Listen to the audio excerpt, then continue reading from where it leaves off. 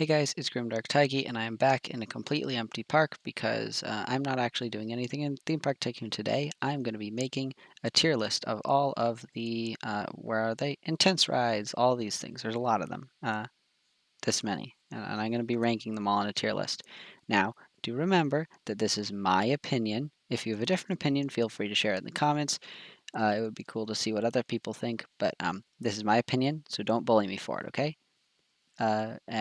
Yes, with that, I will go over to the tier list. Just a couple more things I want to say before I start ranking the rides are that this is my opinion and it's based off of how much I like the rides, not necessarily how good they are for use in your park, but this will tend to be how much I will use these rides in my own parks. These are also all the rides that are currently in the game as of the update that retextured the inverted coaster and teacups ride. Alright, here we are on the tier list. I don't have an F tier in this one because I forgot to add it, and I'm not going to go through remaking the stupid tier list. There's ads to the sides of the screen that I cut out because they are not getting any free advertising because that is, I don't want them to. Anyway, I have all of the rides here. I have S through D rank. Besides, I don't think any of these are so bad that they would really deserve a F tier, so I think it's fine. And we're going to start by ranking them first with the Drop Tower, which is, it's a pretty decent ride. It's pretty cheap, pretty small. It just lifts you up and drops you. That's about it. It's not too exciting. I'm going to give it a C because there is a better version of it that I'll get to in a bit. Next is the Space Rings. This one's kind of interesting. It tumbles you around. It's pretty small, pretty compact, easy to put into a park. And since it is the cheapest, it's pretty much any park can use this. So I'm going to give it a B because it's not super exciting, but it is a nice little ride that you can usually fit in anywhere in your park. Then here we've got the Twister ride. It's kind of like a more intense version of Teacups where the middle thing spins around and then these things spin around.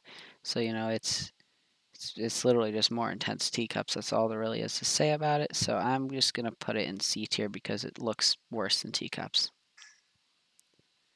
Now I have the swinging ship, which is actually pretty interesting for once. It's a big ship that swings. I'm sure you've seen these if you've gone to theme parks, because a lot of them have this.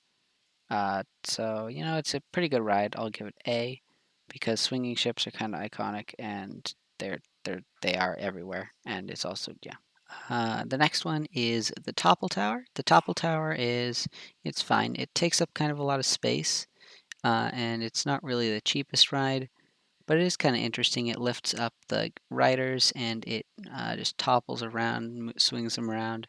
So it is definitely fitting of the intense ride's name. I'm just going to give this one a B tier. I might put it lower, but the duck on the top of the tower really brings it up. That's the best part of this ride. Next up, we have the Gravitron. It seems like an interesting ride. It spins you around in a box, but that feels like it's just going to make you throw up. I haven't been on one of these in real life, so I don't know if it's actually going to make you throw up, but it just spins you around, and you just look at the other side of the cart. So it's not that interesting, so I'm just going to put it in C tier. But this one is one that I actually do like. I have been on a ride like this, the Enterprise, in real life, and that was pretty cool. It starts by spinning around, then it lifts you up and you go upside down. But it's not like super scary or uncomfortable because it gradually lifts you up. It's pretty fun to go on. It's not too hard to fit into a park, and it does look kind of cool, so I like this one. Now, I'm terrified of the Frisbee rides in real life, but that doesn't really make it a bad ride. It is a bit larger than some of the other ones, and it does look a lot like the Topple Tower, so I'm tempted to put it in the same tier just because like the cart looks similar. It's a bit more expensive, and cost isn't really a problem since all my parks have like $9 million. But it's a decent ride. It flings you around. It does take up a lot of space, so I'm only going to give it a. Now we have the Fireball. The Fireball is pretty cool. There is an achievement that uses these fireballs, and that is exactly why it goes into D tier because that achievement is very annoying. Okay, but like if I wasn't putting it in D tier just to have something in D tier, I'd say it's actually probably just around the middle. It's a decent ride. You go in a circle, kind of scary. I don't know if I'd want to go on this in real life, but it's basically a more intense swinging ship, which probably should mean it should be up here, but it has a stupid achievement. It stays down here. And now, after putting something in D tier, we're going to put something in S tier because the Launch Freefall is quite simply the best intense ride because it launches you up and it's literally just a better drop tower.